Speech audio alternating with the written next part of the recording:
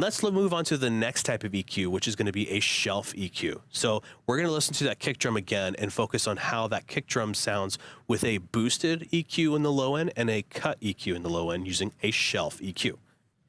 So looking here at my iPad, I've got a couple different options, and we're going to select the shelf EQ. Well, the shelf EQ has two options. You can choose the frequency you want to shelf, and then you can choose how much you're going to shelve it by. So right now we're boosting, and now we're cutting. And if you look closely, it kind of looks like a cut almost if I were to go all the way down. And it is technically the same thing as a high pass filter in some way.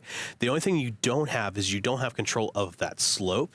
It's also not nearly as much of a dramatic cut because we're only cutting 15 dB instead of a complete cut off all the way down to infinity. So let's look again here and let's listen to what this sounds like with our kick drum. All right, so here's our kick drum without any EQ applied to it, and now we're going to go ahead and boost about 60 to 100 hertz here. We're going to boost it up with the shelf. All right, so there's a lot of low end information now all of a sudden. In fact, we've increased our signal quite significantly because we're boosting 12 dB. So we've got a 12 dB boost. Let's turn it off. Okay, that's, that seems fine, but obviously this feels really good, right? It's probably too much, to be honest, but that's the idea behind the shelf, is that we can group things as a whole instead of a specific frequency range. We can do a whole bunch of them and move them up, or we can move them down. Now, the same style EQ is also on the other end, and this one would be for our high frequencies. So now we're bringing in those cymbals more, and I can shift this all the way down if I wanted to. Look at this. I can go all the way down to 200 hertz. I can go further. I can go all the way across.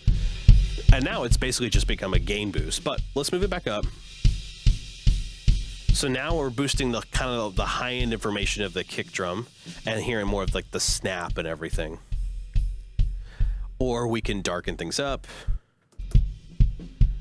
and just have it more focused on the low end and just cut most of the high information out, which we may want to do because maybe we just want to have more thump and less of the snap of it. So these are more familiar EQ moves that you might see or feel you would do when you're maybe in like your car radio, for example. And if you were to grab the bass, mid, or treble of these EQs, this is usually what you're doing, is you're boosting or cutting with a shelf-like EQ. It's just a general push or lift or pull to the general sound signal. And this is okay. This is a decent option if you're either just trying to do something general in terms of the move for your EQ, or if you're just not sure what you want to have done. You just know that you want more high end or more low end, or too much high end and not enough low end, or whatever you want to do. Now, if we want to be a little bit more specific, however, that's when we get into a bell EQ. So let's take a look at these bell EQs. So on our console here, we've got 4 parametric EQ points, which we've already used 2 of them to show you the shelf EQs. They also double as filters, which we can use to do a low pass and high pass, a low pass being just the opposite of a high pass filter. We can actually cut all of the high information off and let just the lows pass through. But we're going to focus here now on these parametric or bell EQ points. So if we wanted to hone in on, say, a specific frequency, maybe there's something that we don't like and we want to find it and remove it, this is a great option to use. We could also use it to boost something that we do like and make sure it's more enunciated more in our sound. So let's take a listen to a couple different frequency points here on this kick drum, and then we'll listen to some more on the vocal and figure out what we actually want to use these tools for.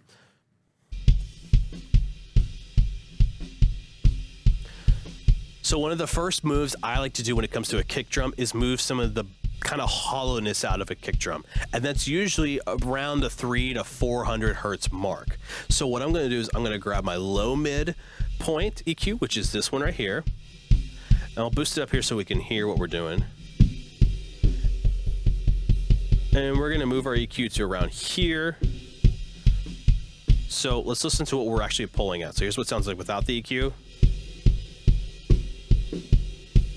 Okay, so that's what we're trying to focus on. Now, we've got this option here called width. On some boards, it's also called the Q. And what it is it actually lets us choose how wide or how narrow we want this EQ to be.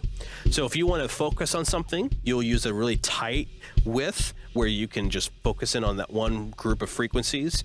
And you'll never be able to do just one frequency, just as a key point here. You'll never be able to do that. It just mathematically does not work. But we'll always have a general point and slope on each side to pull or push that EQ. Now, we can either use this really tight EQ to find the specific frequency range that we want, or we can do something a bit wider and kind of do a general move. And that can also be a desirable thing too, depending on what you're trying to go for. It really depends on if you need something that's more surgical and precise, or if you need something that's more just general lifting or kind of shifting of sound. So let's listen to what it sounds like to cut this frequency now. So here's what it sounds like flat. And now we're going to cut. And I'm going to shift this down just a touch, closer to 300. Here's with it in, without the EQ. And with it in. And I don't know if you felt, it kind of just felt like it tightened up a little bit. We just got rid of some of the boxiness and some of the hollowness of the kick out. Now let's try tightening up the EQ. That didn't seem to help. Unless I maybe to move a little bit down. Now, I think I liked it wider. Now, we could go even wider here and see what happens. Here's with it out. Back in. I find that it's cutting a little bit too much of the boom out if we do that. So let's just put it back to this more medium Q here. That feels pretty good. Now, let's look at the high end here. Let's grab our high mid. And we'll do a real tight Q on this one. And I'm just going to sweep the EQ here so we can kind of hear it kind of pointing at just those certain frequencies that's picking. You hear that whistle almost? That's kind of one of the problems that you can have with using a super tight EQ, is that you can kind of pick up more of like a whistle sound in some instances, just because it's such a tight, narrow frequency range that we're picking up and shifting around. We want something that's a little bit more musical, so I tend to not do super tight EQs unless there's a frequency that's ringing or something I don't like that I want to remove. So let's listen again here.